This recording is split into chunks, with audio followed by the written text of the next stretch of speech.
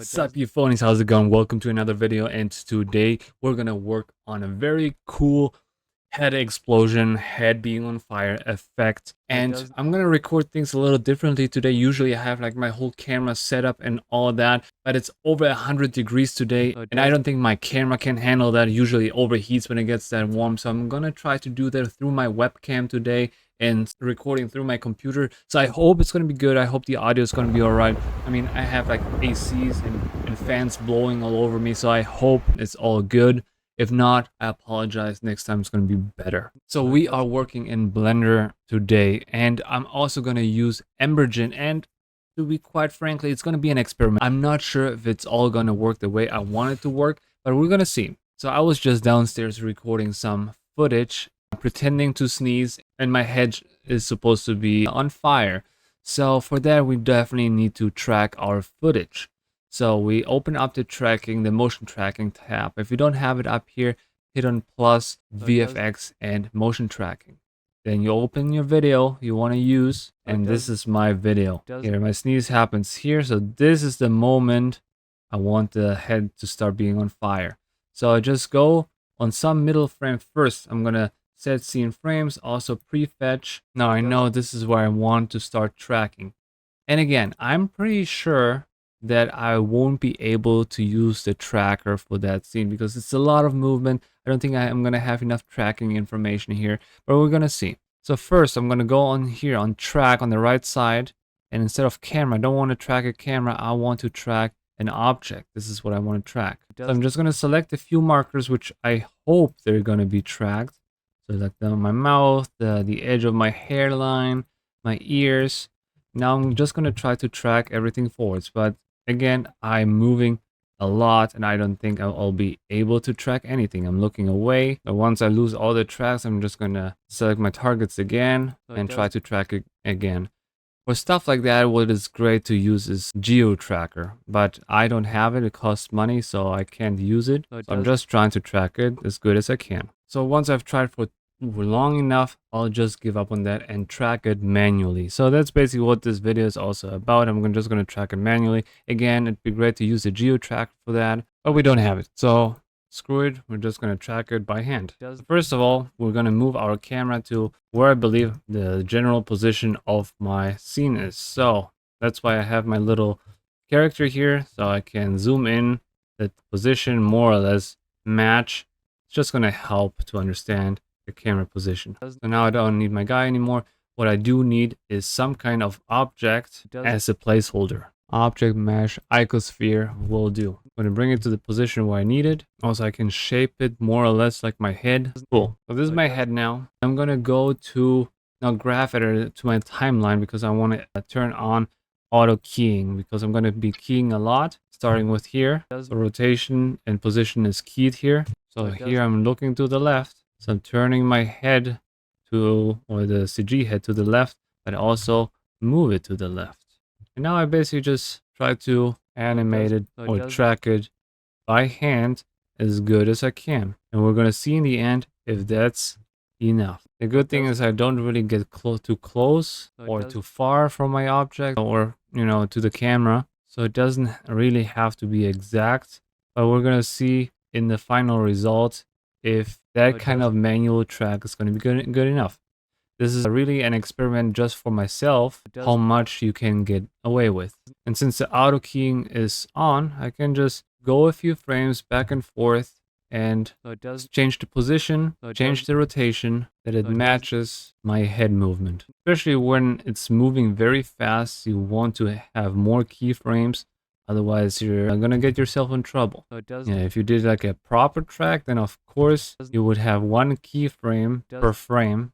This is not what we're doing here. Now I can see in my timeline here, every time I have like bigger gaps, I just double check if it all works. Track ready, and you think it's good enough. Since our head is gonna be on fire, I don't believe it has to be 100% accurate, but I might be wrong. We might look at the end result and gonna be like, that's not gonna cut it, but we're gonna see. Of course, if you want perfect results, I would recommend use some kind of motion tracking system, a suit, tracking markers, anything like that is definitely going to end up with better results. If you don't have all that, that is a great free solution. And if I just spend more time on it, I'm sure the result would have been better, but I didn't because it's a tutorial. You get the idea. So now what we need to do is like set this thing on fire, and we can do this with different options. Either we're going to set this thing on fire inside of Blender, or what I'm going to do is set it on fire inside of Embergen. If you want to know how to do it in Blender, I recommend watching another tutorial. I'm going to link it up here. But if you want to do that inside of Embergen, just keep watching. Or if you don't care about it at all, just skip to the next chapter. So in order to get this thing here inside of Embergen, I need to set up a few things. First, I need to save this animation. So I'm going to go on Object, Animation, and Bake Action. So I'm going to need visual keying. I don't have any constraints, but you can just select it anyways. And now hit OK. Now I have a clear keyframe animation of this. Frame 53, I need to remember that this is where I actually want this animation to start. Now I need to save an FBX of this. So I'm going to go on File, Export, and Export FBX. Head on Fire, FBX, and make sure to select your object, your icosphere, and hit Selected Objects. This is the only thing you want. Not visible objects, not active collection, just selected objects. Now export FBX. Now I have this thing as FBX. Now what I'm going to do is I'm going to open up Embergen. And here I probably have to look around a little, but what I'm going to go is to, I don't want just an explosion, I want fire. So I'm going to go on Fire. I'm going to use the Fire Cube. This is a simulation it comes with. It has like this little cube here, but I don't want this cube. I want my own model. So I'm just going to remove those two. This primitive, I don't need the primitive. So now nothing is on fire anymore. So this is a randomly rotating cube. I don't need this. What I need is a new shape. I'm going to need an import. Now here I can import the file I just created. Hit on Fire FBX. So in case you don't see your object in here, make sure that the scale and the master scale, if you don't find your object at all, just hit on scale and center to fit. Then you can find it and adjust your scale so you can work with it. Now we already have our fire simulation here, which is kind of cool. And now if we want, we can play with the settings a little. Let's go to our emitter and see what we can do. Under emission, we can increase the smoke rate so we have a little more smoke going on. And I do like that. It could be a little too slow since our emitter is a little too big. So if we just decrease the size of our emitter, it's going to make everything a little faster. And it could feel more real. And that's really depends on you, what you want. I'm going to bring my model a little lower. And also I don't need as big of a domain. I can just make the domain smaller. So I'm going to go on the simulation domain and decrease the Z. Let's say 150. Apply. Because I really don't need as much space. So the resolution is going to get a little better. 150. Bring it even a little lower. Now we can make even the fire stronger if we want to. And the most important thing, I want the simulation to start on frame 53. You see this explosion in the beginning? I want this to happen on frame 53. And now I'm just making 2 keyframes so the explosion starts right when I sneeze. That's great. Look at this. It starts right here, explosion, and then I'm looking up, looking to the side, and the fire is following my head. The domain might be too small. You see how it's like circles around. So I'm just going to make the domain bigger because I don't want the smoke to come back down. I'm just going to go on my domain, increase the numbers back up where they were before, more or less at least. Now it's going to render a little longer, but at least I have enough room that the smoke's not going to come back down. Okay, that's cool. Now when we think we're ready, go on volume processing, make a new VDB, export VDB, and under here, under transform, very important, bring the transform information from your import into the transform of your export, because then everything is going to align automatically in Blender.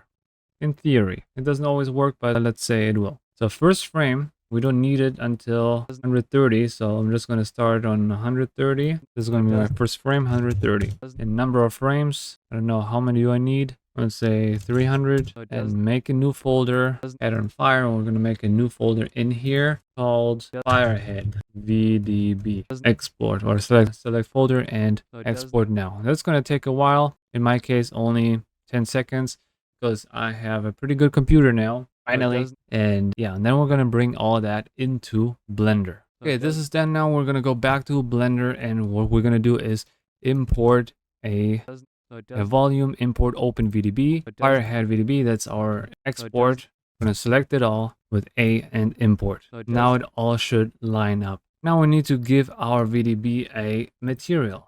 So just hit on new under the shader editor, and there it is. It's perfectly aligned. Now what we need to do is go in our VDB settings, and we want to start a little later. So the offset is by 53. And now let's bring in our flames. It's called flames in our grid, so we're just gonna change this name to flames. Turn up the black body intensity, turn up the temperature until we see our fire. Okay, once you figure out timing, which is like 53 frames for me, might be different for your scene, you gotta work on the material of your smoke a little bit. So making sure that everything looks as real as possible. So I'm gonna make a color ramp in my shader editor, and so I can give my fire the colors I want it to have. So I'm gonna go with like a red. Let's go here in red. On this side I'm gonna go with like yellow. And that already looks way better. And also increase the density of the smoke. But that really depends on you, what you want with your scene. Once you're happy with your fire, what I always would recommend is you're gonna keep your little model here. You can just shade smooth it, and I'm gonna add a material to it. And to this material, I'm gonna use a image texture node. And for the image texture, and just plug it into base color, I open the video I used to record this. And then I'm gonna hold Control and T. It's gonna open the texture coordinate node, and I'm gonna project it from window. So wherever the camera is, which is like right here, this is where it's gonna project from. When I'm gonna look from here, it's not gonna make much sense, but it is gonna make much sense from the camera view. Now it's just important to add auto refresh in frames. It's the frame number we need, which is 200 something. Doesn't really matter, just crank this number up. So now it's just gonna project the actual video onto your mesh, which is probably not gonna make a huge difference, but now it's actually gonna shine through it. I'm just gonna increase the roughness. You can even add maybe a saturation node if you want to manipulate the colors a little. Like make it a little darker in saturation, so it's gonna be like more reddish underneath. Now let's talk about render settings real quick. Make sure that you have enough volume bounces. More is always better, but don't overdo it because the render is going to take forever. You need transmission and transparency bounces because we're looking through a lot of smoke here. If you turn those numbers down, you can see that you can't really see through the smoke. So make sure to have enough of those. Another very important one is the fast GI approximation. If you turn this on, it's not gonna look as realistic, not as good, but it's definitely gonna render faster. If you have a powerful computer and or the time, I would keep this off. Definitely turn on motion blur. If you use an HDRI, make sure to turn on transparent because you don't want to use the HDRI. If you do use an HDRI, which does make sense because you do want to light your scene, make sure to find something which kind of looks like the place you were recording in. So it should be an interior. So let's go indoor, artificial light. It's low contrast. And now let's find something with similar colors like we have. I have a big window behind me, so this has a big window, so that might work. And under the world settings, I'm going to rotate it that the window is going to be to my right, just like it was in the original scene. And that's going to work like this. Perfect. Now my smoke is also catching a rim light from the same direction like my character or myself is catching a rim light. Under output settings, make sure you export in the same frame rate. Very important, same frame rate you recorded your video. And now one last thing before you export, you don't want to see your emitter object before the video actually, before the simulation actually starts. So what I'm going to do is I'm going to turn it off until we actually see the smoke. So I'm going to animate the render value. This is my icosphere. Just going to animate this, hover over the render, hit I, go one frame backwards and turn this off and hit I again. I can do the same thing with the disable and viewport, so I can actually see it in here too. So now I can't see the object until I actually wanted to see it. And when you're ready to render, go on your output settings, find yourself a cozy folder where you can export your render. You do want RGBA and also 16 bits depth per color. You definitely want that. Let's render one image to see how long it's going to take. That took me 4 seconds, so my render settings are fine. So once you're happy, just go on render and render animation. So in my particular case, I could have rendered just later because now it's rendering the first 50 frames or so where there's no simulation going on. So I obviously would recommend just start it later so you have fewer frames to render, but I just started and it just takes like half a second per frame, so it doesn't really matter. Anywho, once this is done, you need to composite your fire with a compositing software with your actual footage.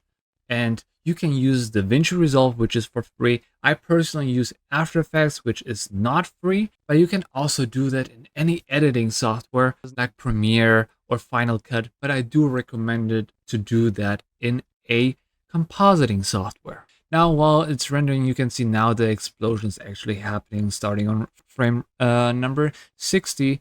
And now, of course, the render is going to take a little longer, but still not terrible. And once it's done, I'm going to show you how you can composite that in your compositing software. So while it's rendering, let's set up After Effects. I'm just going to import my original video. Head on fire, this is my video. And very essential now, because we tracked our footage, even though we tracked it manually, very important that we remember our actual frame rate. So when you click on your video in After Effects, click on this little icon, you can see we recorded this in 30 frames per second. So this number is going to be important in a second. But for now, we're just going to make a new composition out of our video. And it's done rendering. Now it's time to import it into After Effects. So I'm double going to click it here on the left.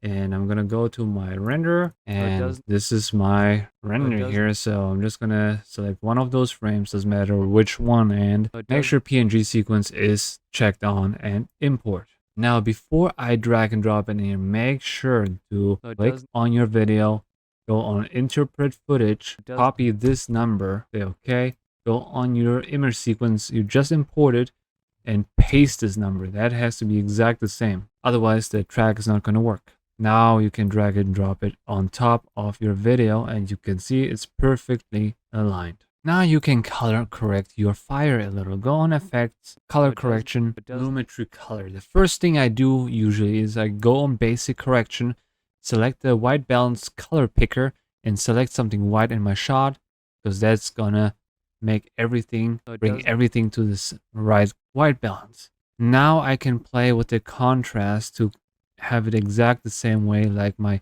background footage. Of course, it's a lot of guessing game because I don't know what smoke would look like in my real scene, but it's just a lot of guessing, and then I hope it's going to work. Once you're satisfied with that, go and make another adjustment layer on top of everything and use the same effect, which is called Lumetri Color, and just color grade your entire footage a little bit. So increase the contrast, make it look pretty. Now I'm gonna give it a little vignette, which is gonna help to bring the entire image closer together, but also it's gonna help to make it look good. Another little trick, you've seen it before. I make another adjustment layer and you use two effects on it: 3D glasses and optics compensation. Under 3D glasses on my left eye, it's going to be the adjustment layer I just created. And under 3D view, I'm going to use balance color red and blue. And optics compensation, I'm just going to turn up this number. Usually I go around 10. And now bring optics compensation on top. Now we're going to have this very cool fringe at the edge. You can see it like right here, which gives it a very cool real camera effect, which is going to help to implement the 3D effects in my scene. Now, when I look at it, one thing I do not like is actually that I can't see my UV sphere or my icosphere underneath with the material. It does not look right. So what I'm going to do is re-export it without it. It's just a choice I made right now. It really depends on your scene. It might look better with, or it might look better without. I'm just going to re-export it, maybe make my smoke a little thicker, my fire a little brighter. So I'm going to play around with that, but generally speaking, this is it. And this is my final result.